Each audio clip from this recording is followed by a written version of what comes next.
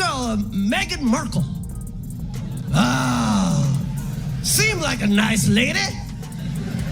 Just complaining. I was like, didn't she hit the light skin lottery? Hit the fucking light skin lottery and still going on complaining.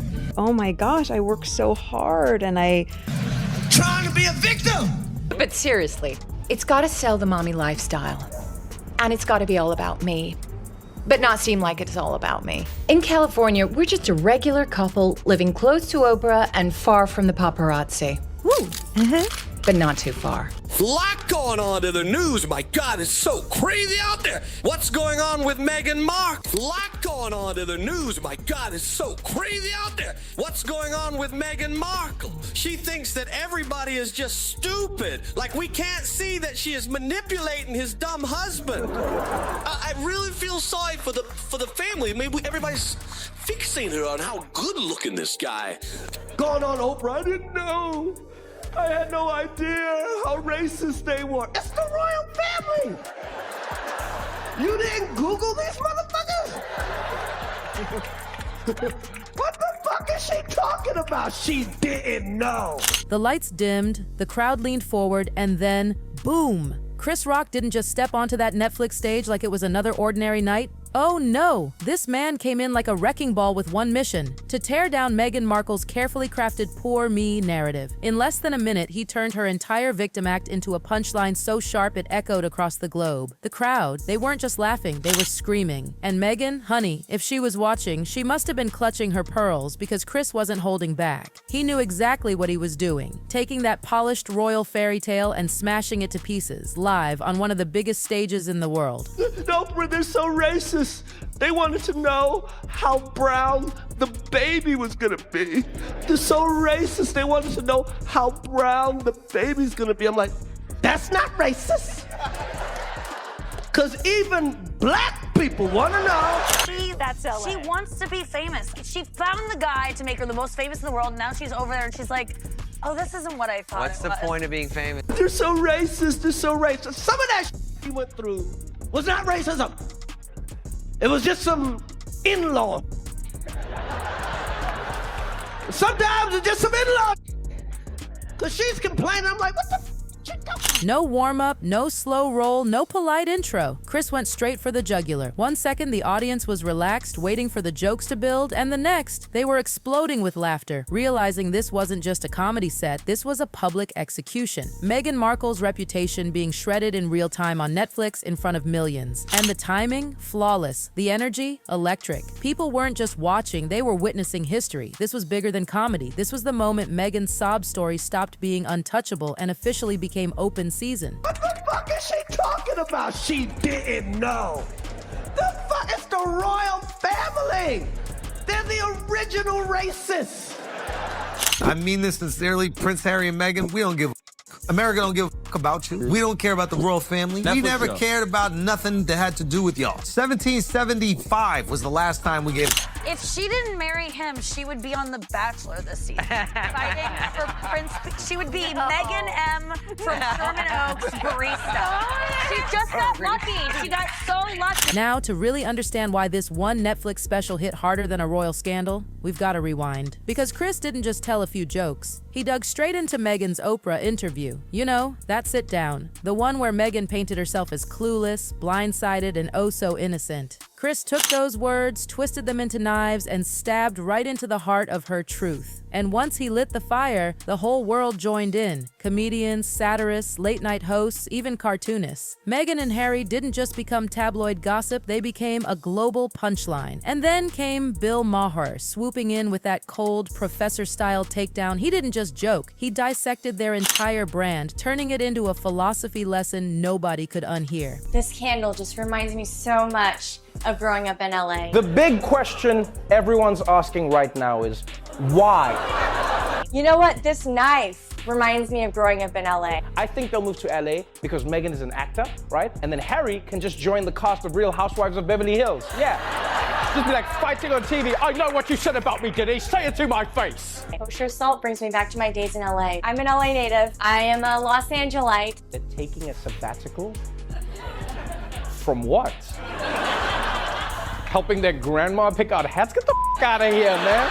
This salt reminds me of growing up in LA. This carbon monoxide detector just really takes me back to my time in LA where I grew up. How are you gonna take a break from being royalty? What are you doing? This is like the weirdest thing. Oh, just have to take a break. Too many people surfing us. That's too much. I grew up in LA. Make no mistake, this wasn't about entertainment anymore. This was the collapse of an entire narrative, live, and all it took was one man, one microphone, and one perfectly sharpened joke. Chris Rock stood under that spotlight, and with every punchline, Meghan Markle's image crumbled like a sandcastle in a storm. This is huge. Harry and Meghan are leaving the palace to become financially independent. I watched the Harry and Meghan Netflix documentary. Now, I'll be honest with you, before I watched it, I was not a fan of theirs. Now I've actually heard their side of the story, I f***ing hate them. If you are a watcher of the royal family and you like secrets, you might want to sit down because this is a doozy. Meghan Markle has finally revealed why she and Prince Harry call each other M and H. It all started with Meghan's most famous line from Oprah. I had no idea what I was marrying into. And Chris? He didn't just chuckle. He looked downright baffled, almost amused before delivering the knockout. You didn't Google the royal family? The crowd erupted, losing their minds. Because let's be real, who actually believes that? A Hollywood actress with access to the internet, agents, and endless resources didn't even bother to type Prince Harry into Google? Please. Chris said what everyone else was too scared to say. Meghan's excuse was pure nonsense. And you see, this is what happens when you bring the first black woman into the royal family. If you haven't seen the documentary, lucky you. What could it be? A mystery for the ages. And Chris didn't stop there. He layered that sarcasm like a pro, pretending to play along with Meghan's innocence, only to pull the rug out from under her with even more bite. Every pause, every smirk, every raise of his eyebrows made the punch sting harder. And the audience, they weren't just laughing at the joke, they were laughing because Chris had exposed the one lie everyone knew didn't add up. Yeah, they were very worried about their safety, which I get that aspect of things. After 6 episodes, I wanted to attack them. Something terrible happened to William and Kate and the kids, right? The Queen and Charles are very old, they're going to go at some stage, and then you're left with King Andrew. No one wants that. Ginger Royal meets fit American actress. She then discovers that everything is so unfair. Yeah. She looked at Harry and she's like, you need to get a job. You need a job. Who got the Kroger peanut butter? It's not even organic.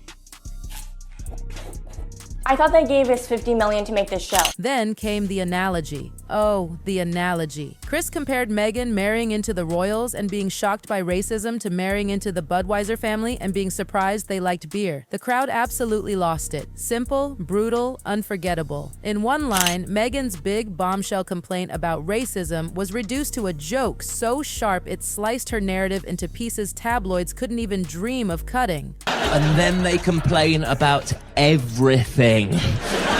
They were complaining they had to pay for their own security. They were not happy about that. Yeah, they were very worried about their safety, which I get that aspect of things. After 6 episodes, I wanted to attack them. You a grown-ass man. You can't still be living in your mama's house, Harry. We can have a fresh start here. Lead a normal life and have babies. Can we? Can we rally him up here and finally have our own privacy? But Chris wasn't done. Nope. He moved on to Meghan's other so-called scandals, the things she labeled as racism, and with one sly smirk, Chris brushed it off. That wasn't racism, that was just in-law stuff. Boom. The crowd howled, because let's face it, every family has drama, every family has awkward questions, and Chris Rock just boiled Meghan's royal complaints down to normal in-law nonsense. The audience laughed because deep down it sounded exactly right. He says, how do you explain to someone who just started dating that they have to curtsy to your own grandmother? How do you explain that you bow to your grandmother and that you will need to curtsy? Especially to an American. Like, that's weird. And I'm thinking, maybe just tell her that your grandmother is the queen. We want privacy. We want privacy. So let me start with you, sir. You've lived a life with the royal family. You've had everything handed to you, but you say your life has been hard, and now you've written all about it in your new book, When.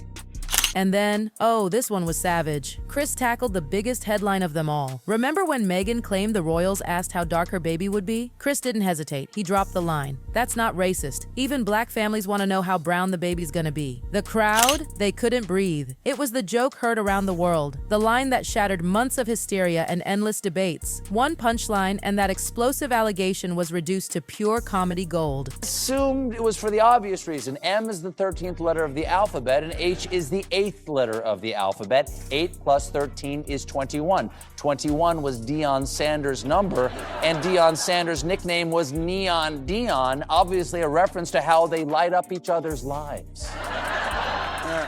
Wow. Look at this town. There's just something about it. Oh, darling, I think this might be the place. You really think so?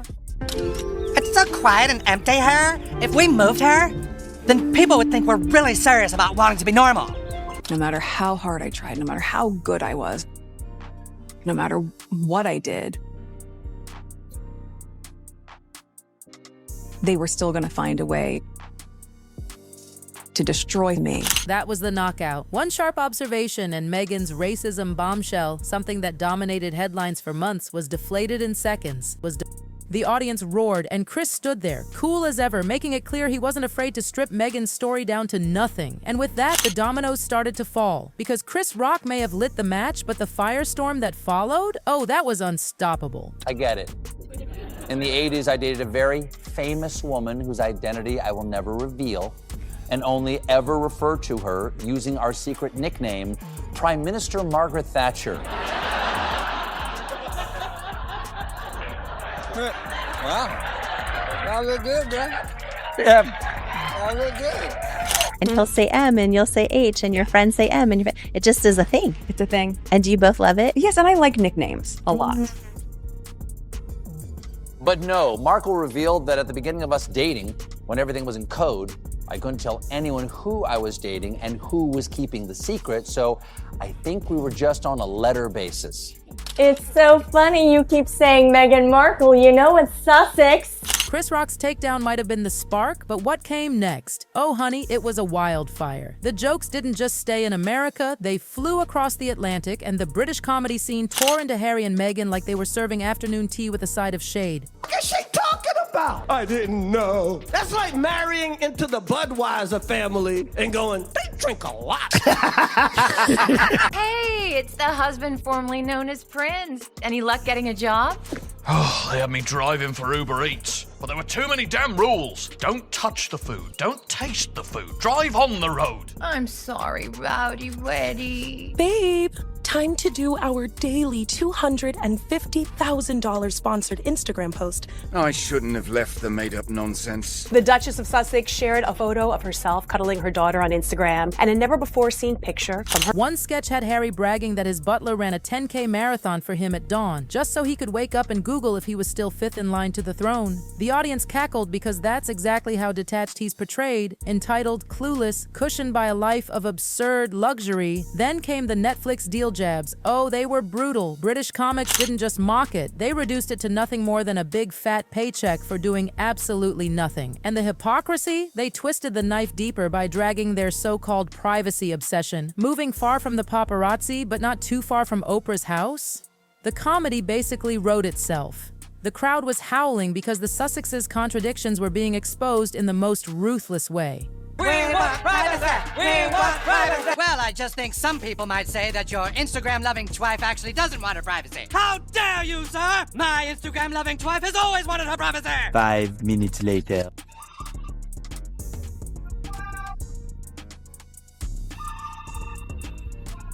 Who's filming this? If I'm going to succeed in America, I need a lifestyle brand of creams and supplements. Gwyneth Paltrow has Goop, Kourtney Kardashian has Poosh, and Jamie Lee Curtis has Poogert. Now I've got mine, Meg Goo, celebrating the sexy earth goddess in all of us. that she was hunting for a man in England. She wanted wealth and she wanted fame, and she targeted. But wait, while the Brits were busy ripping them apart, the Americans were already locked and loaded. Late night TV in the USA, they'd been clowning Harry for years. Saturday Night Live especially turned him into a running gag. The clueless little brother who could never quite keep up with William. Every skit was the same. Harry cracks some silly joke, William loses patience, and Harry has to grovel just to smooth things over. It was a loop of humiliation, making Harry look weak, whiny, and perpetually overshadowed by his older brother. The laughs were loud, but the damage to his image was louder. And this is sweet. Meghan Markle said she has a finger they can use if they need it. I don't know, Megs. I've tried every career there is. Prince, Hitler, maybe I'm just not qualified for anything. That's not true. You're a great husband, a good-hearted man. You've got big, muscular teeth. Thanks, Meg. And I guess now I'm qualified for this. Unemployment! Best way to have a snack is to take the snack out of one bag and then move them into another bag and then label this new bag, even though this bag already has a label on it. Tap water! And Meghan didn't escape either. Oh no, they dragged her right along. Her acting career reduced to a snooze fest. One joke said Suits was so boring it could knock kids out at bedtime. Then Jimmy Fallon jumped in, poking fun at her random Netflix antics, like that bizarre moment where she poured pretzels into another bag for no reason at all. Fallon's audience lost it because it wasn't just funny, it was stupidly accurate. Even their wedding wasn't safe. Fallon joked about Meghan claiming she and Harry secretly married 3 days before the royal ceremony. Fans? They felt scammed, like they woke up early just to watch a rerun of two already married people getting married again. Then came the parodies that live forever on the internet. Influencers, TikTokers, YouTubers, they all joined in. Meghan's Netflix show was dissected like a frog in a high school lab. One viral skit exaggerated the awkward moment when Mindy Kaling accidentally called her Meghan Markle, and Meghan corrected her with, "It's Meghan Sussex now." The parody made her sound self-important and desperate, and audiences couldn't get enough. Another meme mocked her constant name-dropping of celebs who clearly didn't even know her.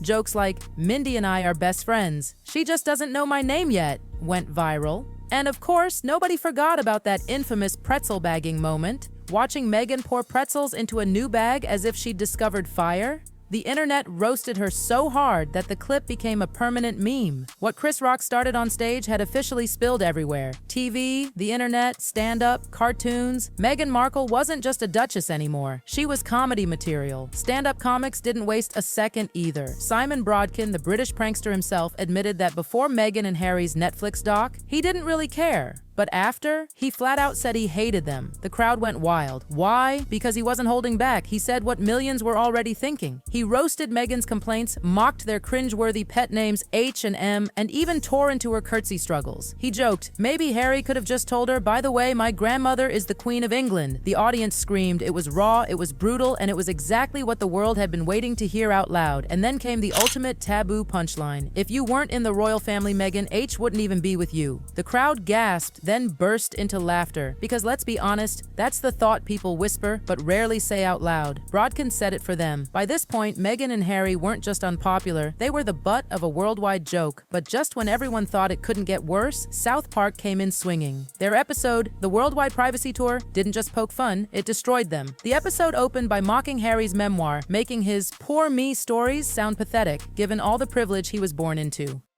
Then came the scene that defined the whole episode. Harry and Meghan flying around the world in a private jet, blasting megaphones screaming, "We want privacy!" The hypocrisy was on full display. It was brutal, it was merciless, and it was absolutely unforgettable. Fans replayed it over and over because in one single parody, South Park captured everything wrong with Harry and Meghan's brand. South Park wasn't playing around. After mocking Harry's woe is me life, they doubled down with Meghan's portrayal, fame-hungry, loud, desperate for attention while pretending she wanted normalcy. Meanwhile, Harry was drawn as clueless, bumbling along behind her, defending nonsense he barely understood. By now, the damage was irreversible. Chris Rock had lit the match. Late-night hosts had kept the flames alive. Satirists and stand-up comics poured gasoline on it. Cartoons immortalized them as hypocrites. And Bill Maher delivered the final eulogy to their credibility. credibility. What started as a Netflix comedy special spiraled into a worldwide roast. Meghan and Harry's carefully built narrative shattered. Their brand of royal rebels torched. What was left was laughter, and not the good kind. It wasn't admiration, it wasn't sympathy, it was ridicule. The laughter was a verdict, the sound of the world saying, "We don't buy it anymore." So the only question left is this: after so many self-inflicted wounds, so much ridicule, and so many contradictions, can Harry and Meghan ever rebuild their image? Or are they forever trapped, not as the glamorous royals they wanted to be, not as victims of the monarchy, but as punchlines in the longest-running roast the world has ever seen?